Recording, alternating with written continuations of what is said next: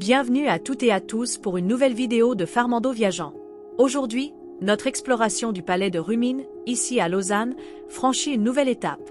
Après avoir découvert la nature et la géologie, nous allons maintenant nous plonger dans l'aventure humaine. Nous entrons au musée cantonal d'archéologie et d'histoire. Préparez-vous pour un voyage qui commence il y a 70 et 90 siècles, ou plus précisément, il y a 15 000 ans, et qui nous montre comment les premières civilisations ont façonné cette région de la Suisse. On y va ? Notre voyage commence en remontant des milliers d'années, juste après le retrait des glaciers. Le musée nous montre comment les premiers habitants ont commencé à s'installer dans la région.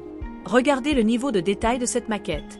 C'est une habitation néolithique, faite de bois et de paille, illustrant comment ils ont abandonné leur mode de vie nomade pour devenir agriculteurs et éleveurs. En avançant dans le temps, nous arrivons à l'influence des peuples romains et celtes.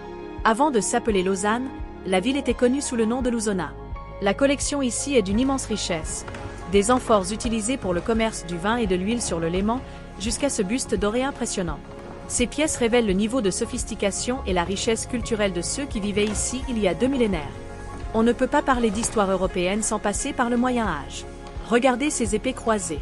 Se retrouver devant de véritables armes ayant appartenu à d'anciens chevaliers nous aide à visualiser le passé défensif et les disputes territoriales qui ont marqué les frontières de la Suisse. C'est une partie de l'exposition qui impose vraiment le respect.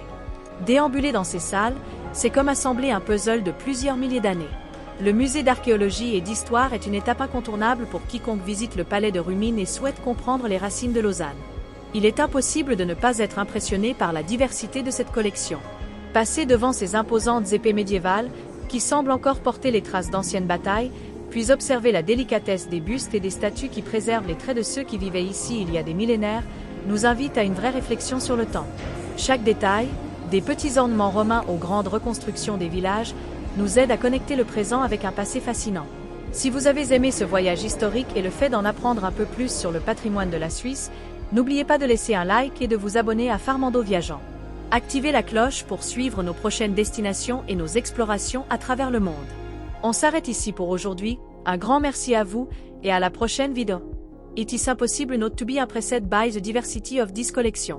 Passing by the imposing medieval sword, which seem to steal the marks of ancient battles, and then observing the delicacy of the bust and statue that preserve the feature of those who lived here millennia ago, make us reflect on time itself.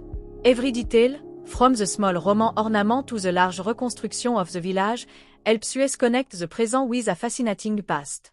If you enjoyed this historical journey and learning a bit more about Switzerland's heritage, don't forget to leave a like and subscribe to Farmando Viageant. Hit the bell icon to follow our next destination and exploration around the world.